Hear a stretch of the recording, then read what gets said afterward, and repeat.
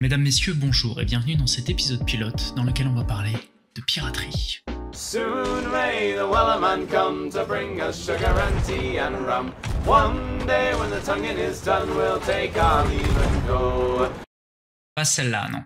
Non, on va parler de piratage et plus précisément essayer de répondre à la question: le piratage dans les jeux vidéo, est-ce bien ou mal? Tout d'abord, on va rapidement expliquer le piratage. Il s'agit dans notre cas du téléchargement gratuit d'une copie d'un jeu payant. En gros, tu veux jouer à FIFA, t'as pas 60 € à dépenser dans ce jeu, tu cliques sur le lien dans la description, et de rien. Pour commencer, on va essayer de répondre à une question qui ressort régulièrement lorsqu'on parle de piratage. Est-ce qu'un jeu piraté est égal à une vente en moins? Eh bien, pas forcément, et même lorsque c'est le cas, ça apporte au final autre chose de positif pour les sociétés de développement. Plusieurs éditeurs, dont Team Meat, qui sont à la base du très bon Super Meat Boy, ont en effet expliqué que pour eux, le piratage servait de pub via le bouche à oreille et avait la même utilité au final qu'une démo de jeu. En gros, les gens y jouent gratuitement, en parlent autour d'eux et potentiellement l'achètent après. Et dans un monde où sortent en moyenne 180 nouveaux jeux par semaine, avoir un peu de pub peut tout changer et le piratage en est un vecteur. Mais le piratage a aussi un deuxième effet positif, qui est celui de pallier à la disparition de jeux plus anciens. On va donc parler des ROM. Les ROM, pour ceux qui ne savent pas, sont des fichiers qui contiennent intégralement un jeu vidéo. On peut donc, en passant via une ROM et un émulateur, rejouer aux jeux de notre enfance. Mais pas que. Certains jeux sont introuvables hors piratage. L'émulation reste bien souvent le seul moyen de découvrir ou redécouvrir certaines pépites qui sont soit non rééditées, soit qui coûtent un bras à l'achat. Le piratage est donc à la culture de jeux vidéo, me diras-tu?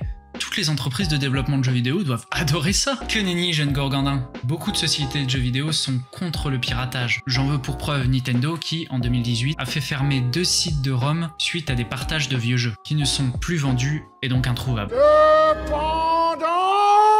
Exactement, Dumbledore. Cependant, les sites que Nintendo a fermés sont Love ROM et Love Retro, qui ne faisaient pas de la distribution mais de la commercialisation de ROM. Or, faire une copie de quelque chose qui ne t'appartient pas pour le commercialiser, c'est du vol. Et à ce moment-là, le jeu piraté est effectivement égal à une copie en moins, puisque la vente a déjà été faite. De plus, si on y regarde de plus près, d'autres sites comme Internet Archive ou Roomstation n'ont eu aucun souci avec le géant nippon, car pour le coup, il n'y a aucune commercialisation. Tout n'est donc pas tout beau tout rose au pays de l'industrie vidéoludique. Et pour s'en rendre compte, on va faire une petite simulation. Vous êtes un fermier lambda, vous ne faites pas partie des grandes sociétés de vente de pommes de terre, mais vous avez l'amour de la patate et voulez faire partager le fruit de votre passion à vos clients. En gros, vous êtes ce mec. My life, it's potato. Après des mois de travail acharné et d'investissement financier pour l'eau, pour les insecticides, pour les outils, vos pommes de terre sont finalement prêtes. Mais lors de leur mise en vente, une partie des personnes qui viennent acheter des pommes de terre ne les paient pas. Ils arrivent et se servent tout simplement. Parce que tous vous promettent de revenir pour payer le manque à gagner et même en racheter une, mais personne ne le fait vraiment. Vous faites faillite.